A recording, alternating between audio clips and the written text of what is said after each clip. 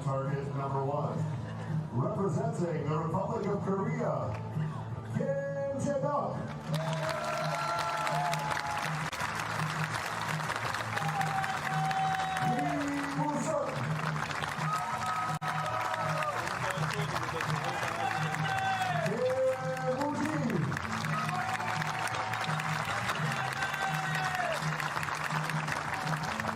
On target number 2, representing Chinese Taipei, Su-Yuna. Tai-Yuswan. Wei-Chun-Hei.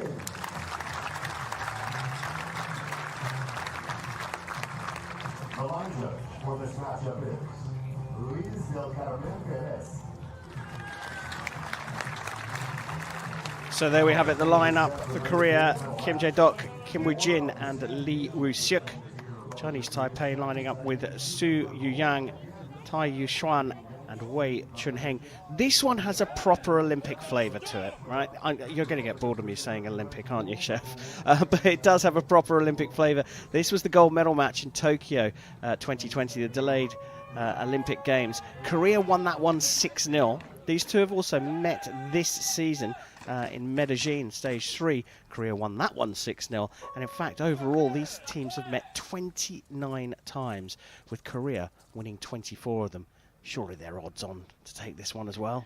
Yeah, and in an interview this week, the Taipei team was asked, does that worry you at all? And they just said, we are our own biggest enemies. So, well, a very mature way to answer that question. And I think probably the best way to answer that question also for yourself. Just going into it thinking all we can do is shoot as best or as good as possible. Something to note, though, about this week and the Korean team is that they are yet to shoot a single set under 58 points, which is absolutely ridiculous scoring. That's almost how you described it to me when we were talking about it last night. You cleaned up your version. I did indeed. I'm trying to stay generally quite politically correct when there's a microphone. Good.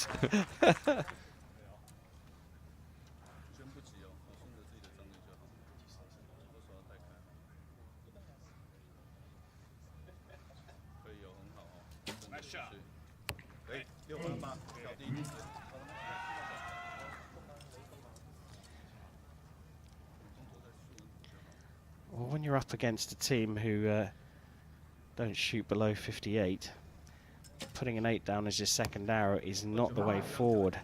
And that one was pretty close as well. Yeah, obviously them having not shot below 58 just yet doesn't mean that it's not going to happen.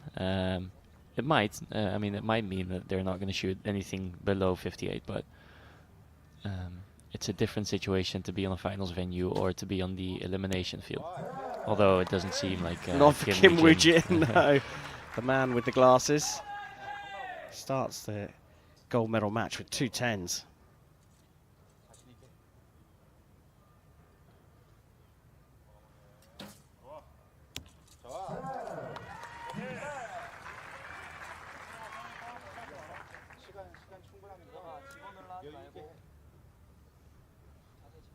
And again, as I've said many times before, communication is key here. Even though they hit the 10, they're still telling Kim Jae-dok, like, I aimed here, or you just aim in the middle.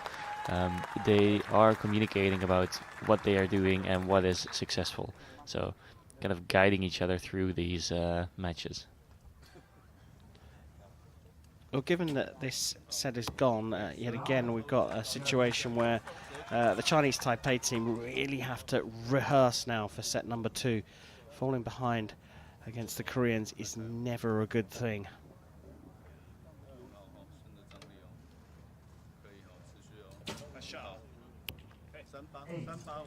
Yeah, and what he needs to do now, and what he is doing, is adjusting to those arrows that kind of go astray.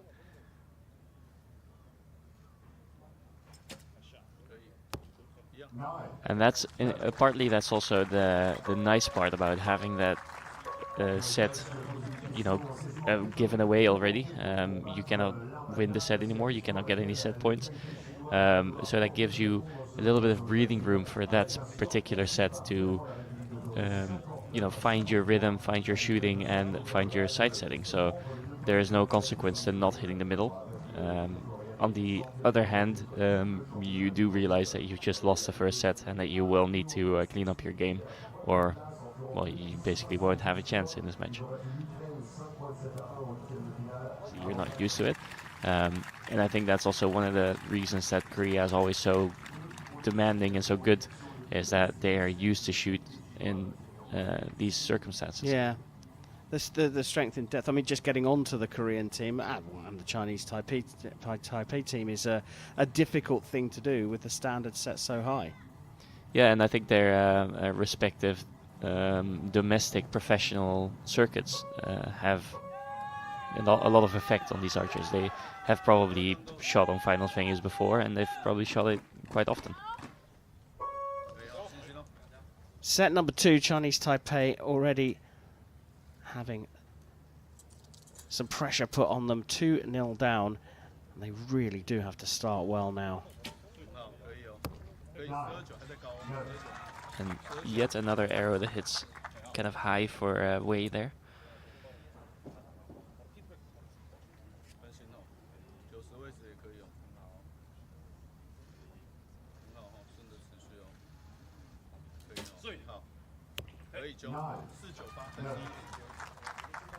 Tai shooting in second place for Chinese Taipei. Wasn't in the team that lost in Medellin at stage 3 of the Hyundai Archery World Cup.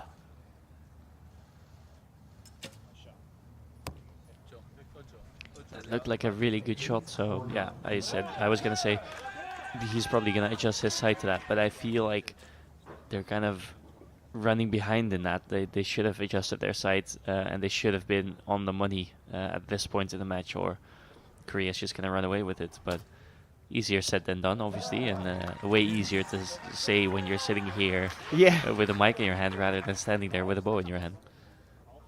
But saying that, the Koreans looking very comfortable, very relaxed.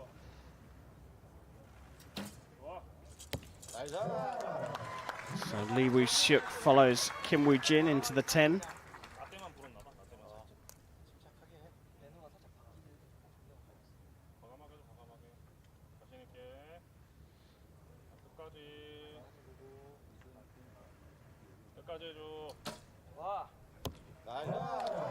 Yeah, and so far this has just been a showcase by the Korean team, not only in this match, but the whole week so far. It's exhibition archery, isn't it? What a place to do it as well on the test event for the Olympic Games. Bodes well for them for the Olympic Games next summer, but of course they've got the Asian Games coming up in China in a little over 4 weeks' time.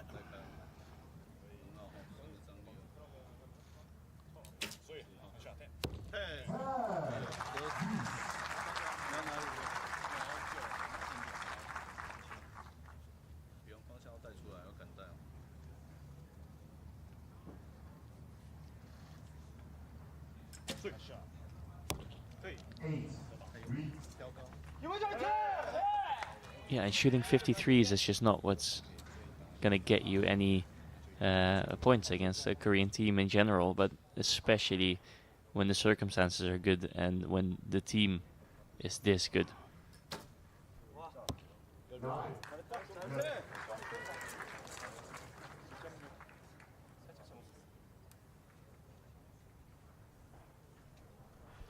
And I think at this point the Korean team is not thinking of winning the set. They're just trying to shoot scores that are as high as possible, also to really cement the idea of we are back and you should watch out for us. I think they're also leaving their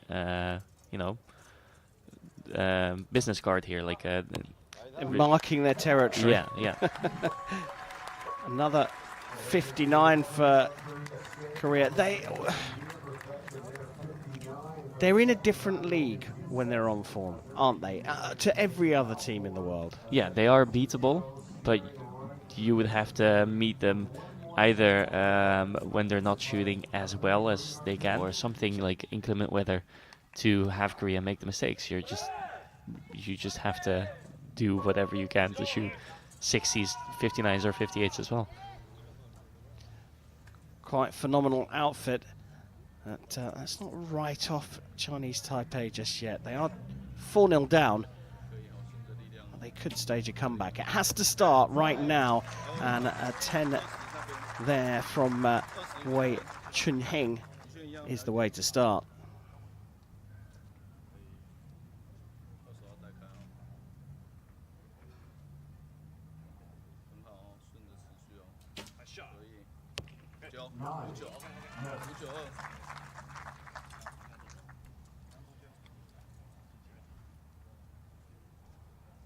So from a statistics standpoint here, Korea needs to tie the current set to win this match, or they need to tie any set, tie or win, I should say.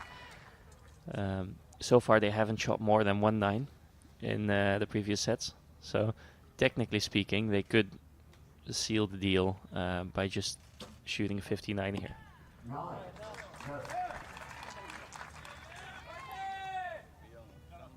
Obviously, as soon as you say that, Kim Woo-jin goes straight into the 9s. Yeah, he likes proving me wrong. He's done that as an athlete as well. For those of you that don't know, just go and look up Chef's record. Favourite finishing spot in the competition? I think, well, my favorite was obviously the top spot. Yeah. But my specialty lies in coming fourth, if that's what you're hinting at. You know full well it was. 3 9s from Korea, though. A little bit of a door opening here, potentially. Yeah, and Chinese Taipei needs to, well, pretty much run through that door. Now they have the chance. They can afford to drop just 1 point and put this set out of reach.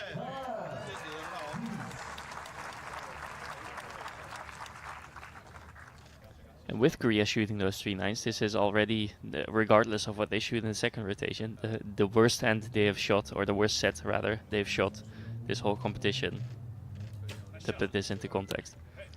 Oh dear, when the chance was there, an 8, not the way forward. A 10 means they put a bit more pressure on Korea. Putting it into the 9 for a 56. Well, now Korea can afford to drop a single point and take the gold medal here. Yeah, 29 will tie this set and therefore get them 5 set points, which is the amount of set points you need to win a team match.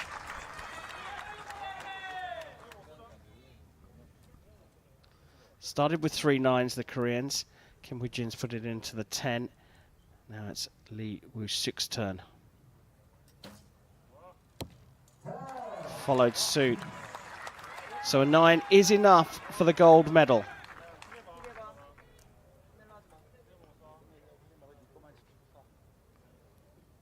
Kim Jae-juk anchoring the Korean team. And hits the 10 ring for a 57. It was their lowest score of the entire tournament across the sets, but it was still enough for Korea to take gold. Kim Jae-juk, Kim Woo-jin and Lee Woo-suk take gold here in Paris.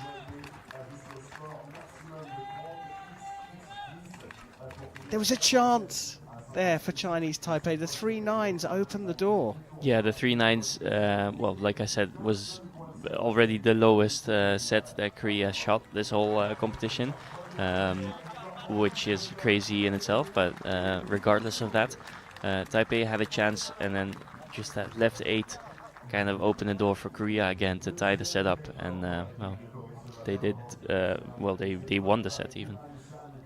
Well, 2 for 2 for Korea, following in the footsteps of the women's team. Kim and Lee take gold. the fourth stage of the Hyundai Archery World Cup in the recurve men's team competition. Happy days for the Korean fans.